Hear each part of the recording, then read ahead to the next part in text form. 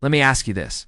What if I told you that you could start a successful startup in 2025 without spending any money? You don't need money, you don't need to quit your job, and you can start it all from your phone. Would you believe me? Well, if you didn't, let me tell you a story of how someone did just that. In 2014, a young man named Austin Kleon was feeling stuck. His day job was unfulfilling, and he had big dreams but no idea how to make them come true. That was until he read a book called Steal Like an Artist, which gave him the inspiration he needed to take a leap of faith. He quit his job, called all the major publishers to ask if they would be willing to publish his book if he wrote it, and they said yes. So he spent the next year writing and publishing his book, which ended up selling over 2 million copies. This story isn't unique. It's happened time and time again throughout history, but what makes it so special is that it happened before. The internet made it easier than ever to start a business from scratch and build a personal brand. And with the way things are going, it will only become easier as time goes on. And here's why. For starters, the gig economy is on the rise. More and more people are ditching the traditional 9-to-5 grind and starting their own thing. In fact, there are already over 60 million freelancers in the US alone. People are also becoming more comfortable with putting themselves out there online. Social media has made it easy for anyone with a story to tell to find an audience. Plus, the internet has made it easier than ever to sell products and services online. Anyone with an internet connection can reach a global market. But with so much competition out there, how do you get started?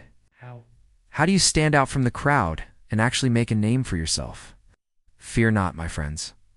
Because today I'm be sharing with you exactly how to build a successful startup in 2025. This is be a step-by-step guide, so please pay attention and take notes.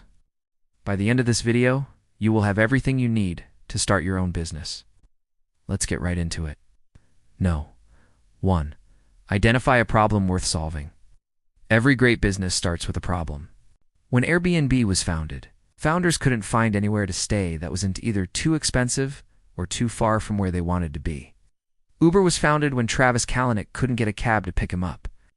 DoorDash was created because someone wanted a more convenient way to order food. See where I'm going with this? Problems are everywhere. And if you want to start a business, you need to identify a problem that you can solve. It doesn't have to be anything groundbreaking. Something as simple as wanting a better way to organize your notes or wanting an easier way to keep track of your finances can be enough to spark an idea. And even if you don't have the perfect solution in mind yet, that's okay. Just jot down the problem and keep brainstorming until you come up with something. Once you've got a list of potential problems, it's time to move on to step 2. Number 2, find your target audience. Now that you've got a list of potential problems to solve, it's time to find your target audience. Who are you trying to help with your business? Defining your target audience will help you focus your efforts and make sure you're resolving a problem that people actually care about. It will also help you to position your business correctly and make sure you're standing out from the competition. So how do you find your target audience? Start by creating a buyer persona. A buyer persona is a semi-fictional representation of your ideal customer based on research and data you have about your current and potential customers. It should include information like their age, gender, location, occupation, interests, and goals. Once you've created your buyer persona, you can start thinking about how to reach them. Where do they hang out online? What kind of content do they consume? What social media platforms do they use?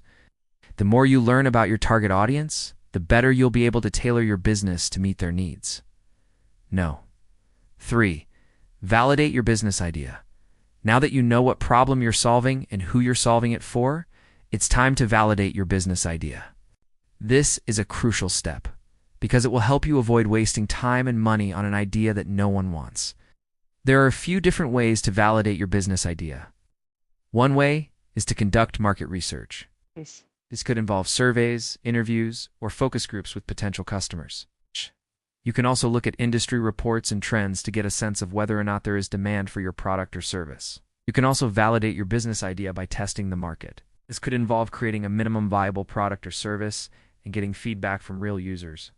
Another option is to test the market by running ads. You could create a landing page for your product or service and run ads to see how many people are interested. If you're able to generate some interest, then it's likely that there is a market for your product or service. Number 4, Create a minimum viable product. Now that you've validated your business idea, it's time to create a minimum viable product, or MVP. An MVP is a version of your product or service that is just enough to satisfy your early adopters.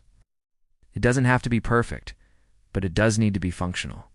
The goal of an MVP is to get your product or service into the hands of users as quickly as possible so you can get feedback and iterate quickly. If you're not sure where to start, there are plenty of resources available to help you. Build on MVP.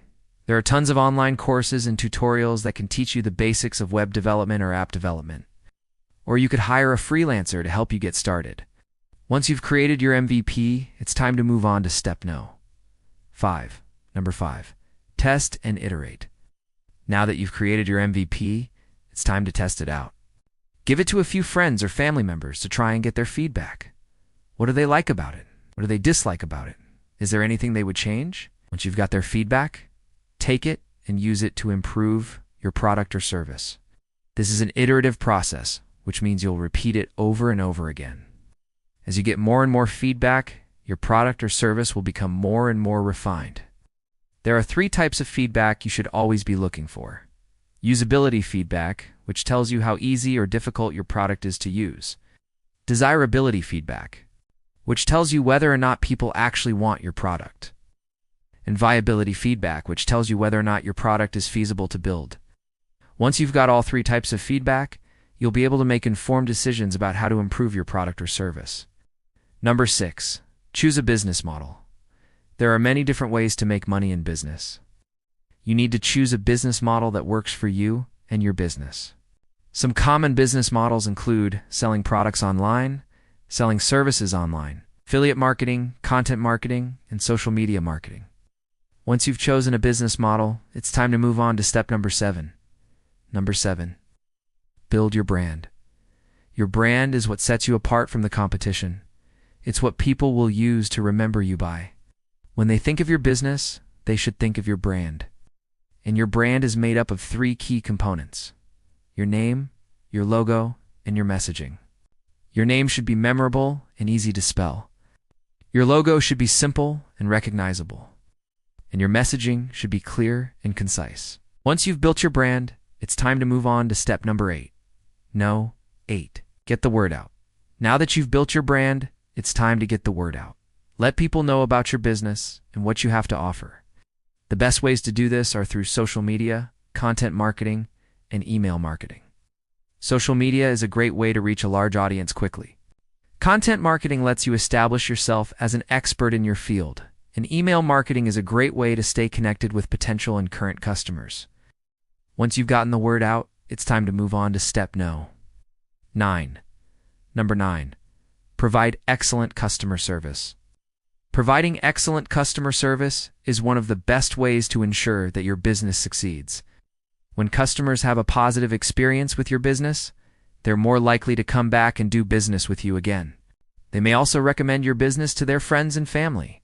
So always strive to provide excellent customer service. Respond to customer inquiries promptly. Be helpful and polite, and go above and beyond whenever possible. And there you have it. 9 steps to starting a successful business. Don't wait any longer to start your own venture. Take these tips and get started today.